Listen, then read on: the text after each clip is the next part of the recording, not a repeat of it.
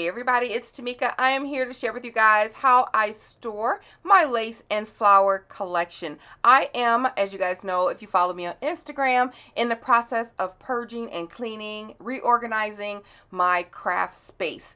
So the first thing I wanted to and needed to get under control are my laces and my flowers. So I started taking little things with me here and there to organize, like get my flowers color coordinated, get my lace color coordinated, and I packed them up in some clear bags. I always have the bags that I use down in the description box. I'll link those below. But that was a job in it of itself, is separating all the laces and all the flowers into colors so it's easier for me to craft. A lot of times I craft and I just bring in the colors that I want to use on that particular project in my to-go basket or my to-go bag, and then I just put the bags back in the bin.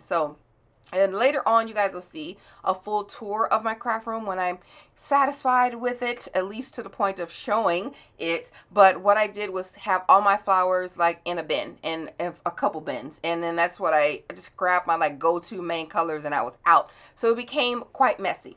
Bottom line is I needed to organize it and I needed to get control of it, and it was out of order. So I purged and I came up with a solution. So I found these file cabinets on my Facebook marketplace. They are everywhere. I see them in thrift stores. I see them in Goodwills, flea markets, and they're super cheap. I found two different 4-drawer. I knew I wanted to alter a file cabinet in which to store my flowers. So I found two different ones from two different parties. One was $10 and this one was $15, and then I had my sister and my husband go pick it up for me. So they were so nice and generous to do that while I was at work, so I can start on them as soon as I get home. So I found these $25 for both of these file cabinets. So I'm super excited how everything turned out. It looks absolutely gorgeous to me. When I open up, it makes angelic music. So without further ado, I am going to share with you how I altered the cabinets, and then I will show you what the flowers and what the laces look like in them. So hopefully you can find some file cabinets and do this to your own really simple, easy project. So let's get started.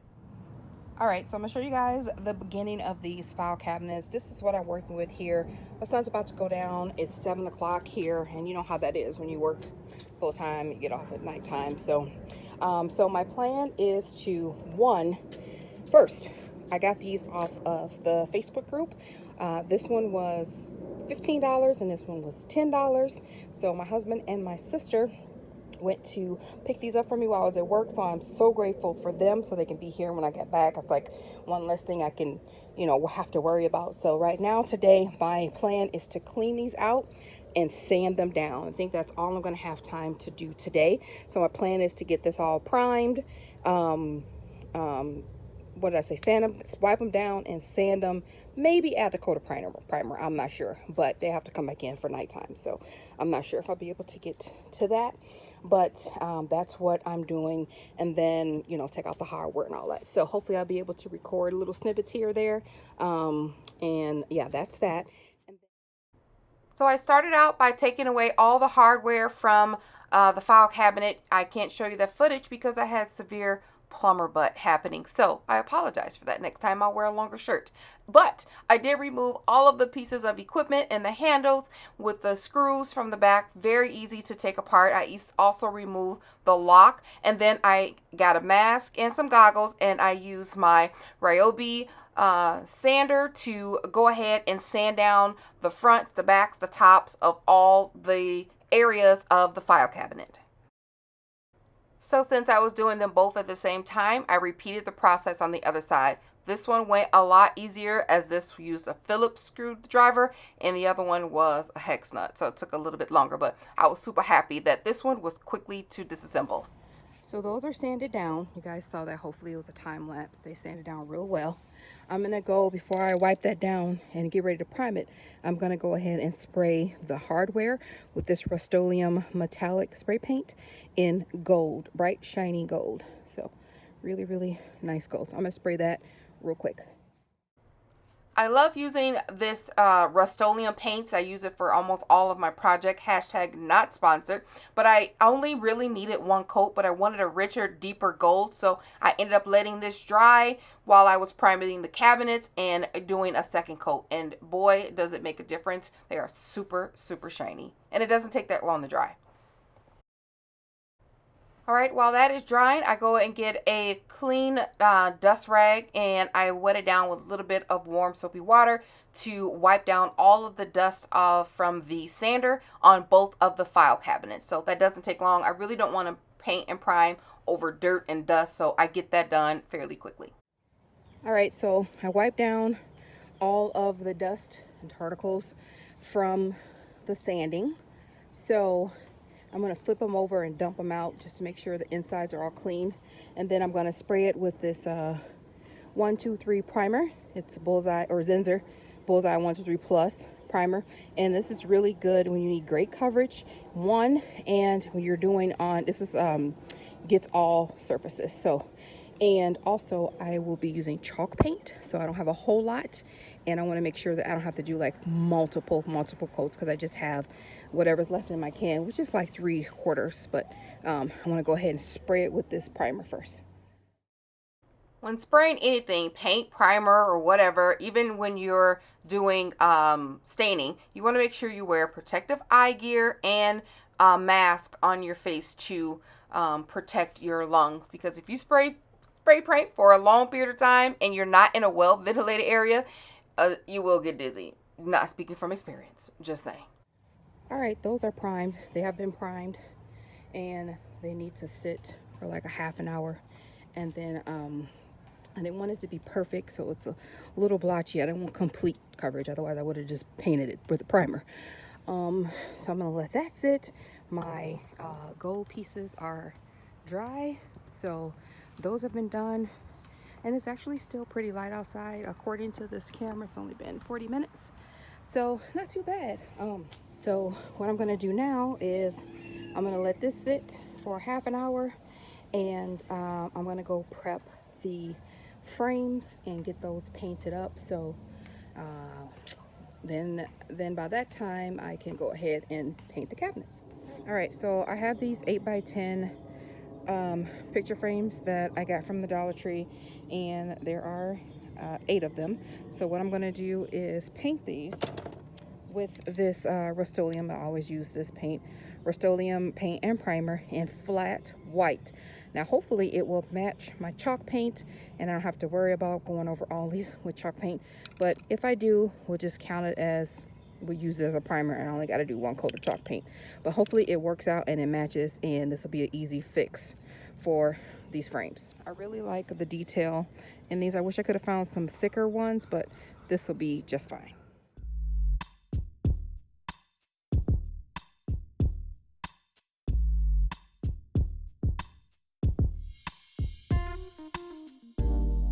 All right, so from Home Depot I got the Rust-Oleum chalky smooth finish in linen white chalk paint, and I use that all the time on all of my chalk painting projects. I got a tinfoil pan from the Dollar Tree, along with a smooth surface roller and the paint holder. I quickly realized that paint holder was not going to work, and I remembered I had a 4 or 6 inch paint roller, a smooth surface one, in the garage from doing another project, and I left to go get that, and it worked wonderfully. So I know what you're thinking. At first glance, she doesn't even need to paint that because the primer did such an excellent job of coverage. Those blotchy things are the trees, by the way. The little speckles, they're the trees. But if you look on where I'm painting right now compared to like the side, it's a bright white, and I absolutely love it. Although the primer is doing a heck of a job, I had to get that coat of chalk paint on there. Plus I love the texture of it, and I really wanted that extra coating. So these cabinets are bright white, which makes the gold handles and the extra little things that the frames pop out even more. So I only did 1 coat, but that's all that it took. So there we have 1 coat of white paint, and honestly, I'm okay with leaving it like that and let this sit, see if I got enough sun, which I'm sure by the time I come back, it'll be too dark. Set these off back in the garage to dry overnight, and I'm going to go ahead and do another layer of paint on these frames. All right, that is the last coat of spray paint that I'll need on that. They are really pretty white, so I'm gonna let those dry, and then chalk paint dries pretty quickly. I may be able to get done with this project in one evening. I cannot believe it. So I'm gonna go take a break, let this sit for a little bit, and then come back. All right, guys, you really can't see because it's so dark. My camera is trying to focus, but it's dry. The frames are dry. So the next thing I'm going to do is put the frames on so that they could epoxy overnight. I'm going to bring you guys in where there's a little light. You guys can see what I'm talking about. All right, so I'm using this construction adhesive Gorilla Glue to glue the frames on. I usually use E6000, but with my last project, I used up the whole tube, so that's all gone. I'm gonna do that, and I'll see you guys when it's light outside. All right, guys, this is how they came out. They were so cute. I love them. They are stinking adorable. That's the size. Excuse the mess, y'all. This is our garage. Look how cute they are. Love them. Really, really cute. Very inexpensive. Easy to do. You guys saw it, so I absolutely love them. Oh my gosh, I cannot express how much I love how the cabinets turned out. Sitting next to my other stuff in the craft room, it just all blends together. The simple white of the cabinets along with the pop of gold, and the frames. The frames from the Dollar Tree, $1 adds so much detail. So I love coming around the corner, coming down the stairs and looking at this gorgeousness. Oh, don't they look so cute? So I later went and organized them even further by color, putting all whites together, all pinks. I usually craft with some of the majority of the same colors, but what I did is I separated that big bin that I had of all the flowers, the 3 bins of all the flowers, into colors. So I have them in clear bags, and I have them white small and white large is pretty much how they go, or whatever, it's color small and color large. So I do have this packet of like mixed flowers. I didn't want to take off all the different colors of rose, so I have sets of flowers that came in sets. I have some fabric flowers. I have a bag of all my leaves. I don't have much leaves, but I keep all the leaves in one bag.